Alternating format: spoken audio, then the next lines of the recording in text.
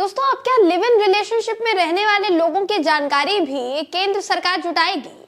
क्या जो live in में रह रहे हैं उनका डेटा भी उन्हें केंद्र सरकार के पास जमा कराना पड़ेगा?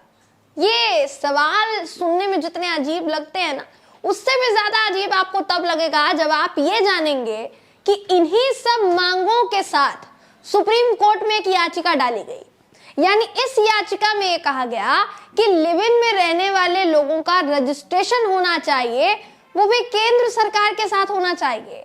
यानी केंद्र सरकार के पास उनकी सूचना होनी चाहिए कि कौन लिव इन रिलेशनशिप में रह रहा है और कौन नहीं। ये बेहद हास्यास्पद है, लेकिन ये जो याचिका है ये कहीं ना कहीं मौलिक अधिकारों का हनन करती है। इसीलिए जब ये याचिका सुप्रीम कोर्ट में डाली गई दोस्तों, तो सुप्रीम कोर्ट ने इस याचिका को सुनने से ही इनकार कर दिया। इस मामले को सुनने के बाद ही सुप्रीम कोर्ट ने याचिका को खारिज कर दिया। सीजेआई डीवाई चंद्रचूड़ ने इस याचिका को लेकर गुस्से में क्या कुछ कहा है दोस्तों, आपको इस खबर में हम बताएंगे। नमस्कार, मेरा नाम है जयंती झा। लिव इन रिलेशनशिप में रहने वालों का रजिस्ट्रेशन होना चाहिए, ये मांग है, और इसी मांग वाली याचिका को न सिर्फ सुप्रीम कोर्ट की तरफ से खारिज किया गया है, बल्कि सीजेआई डीवाई चंद्रचूड़ ने यह भी कहा है कि ऐसे मामले सुप्रीम कोर्ट में ना आए, इसके लिए अब ऐसा लग रहा है कि हमको जुर्माना भी लगाना पड़ेगा।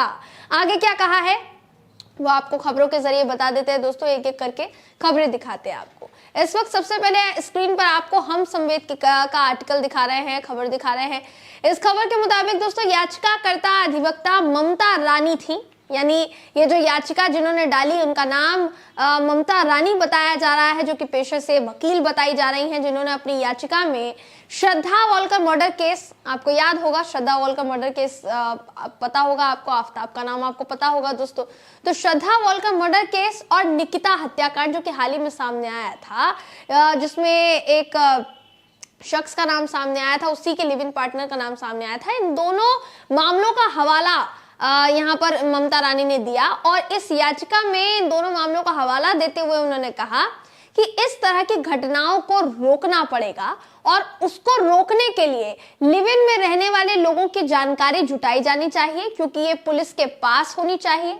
इन लोगों की जानकारी पुलिस के पास होनी चाहिए ताकि इन लोगों को पुलिस की तरफ से सुरक्षा मुहैया करवाई जा सके।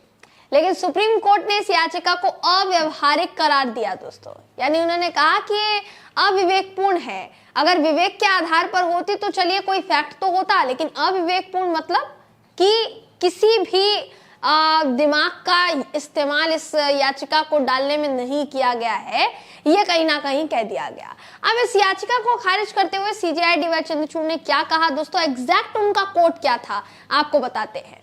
उनकी तरफ से कहा क्या गया, आपके स्क्रीन पर न्यूज 24 की खबर दिखा रहे हैं। वो खबर कहती है कि सीजेआई डीवाई चंद्रचूड़ ने अपने बयान में कहा कि ये सब क्या है, लोग यहाँ कुछ भी लेकर आ जाते हैं, हम ऐसे मामलों पर जुर्माना लगाना शुरू करेंगे। सीजेआई ने याचिकाकर्ता से सवाल भी पूछा दोस्तों। उन्होंने कहा कि पंजीकरण किसके साथ करवाना चाहती हैं आप, या रजिस्ट्रेशन की आप बात कर रही हैं, रजिस्ट्रेशन किसके साथ? केंद्र सरकार के साथ। लिव इन में रहने वाले लोगों से केंद्र सरकार का क्या लेना देना? इतना ही नहीं दोस्तों, सीजेआई ने सवालिया अंदाज में यह भी कहा कि आप इन लोगों की सुरक्षा को बढ़ावा देने की कोशिश कर रही हैं या फिर लिव इन को रोकने की कोशिश कर रही हैं। हम इस मूर्खता भरी याचिका को खारिज करते हैं।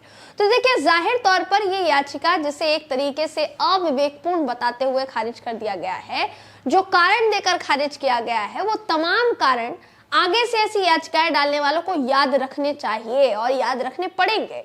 क्योंकि अब सिर्फ और सिर्फ अगर इस तरीके की याचिका दाखिल की गई तो सिर्फ और सिर्फ सुप्रीम कोर्ट की तरफ से नाराजगी ही व्यक्त नहीं की जाएगी, बल्कि एक संदेश ये भी दे दिया गया है कि जुर्माना भी लगाया जा सकता है। तो जो बात खुद डीवाई चंद्रचूड़ साहब कह चुके हैं, हम पूरी उम्मीद करते हैं कि लोग ऐसी याचिका डालने से पहले उस बात पर अमल करेंगे और सीजेआई डीवाई चंद्रचूड़ की टिप्पणी का सम्मान करेंगे। बहरहाल दोस्तों, इस खबर पर आपकी राय क्या है कमेंट करके जरूर बताइएगा।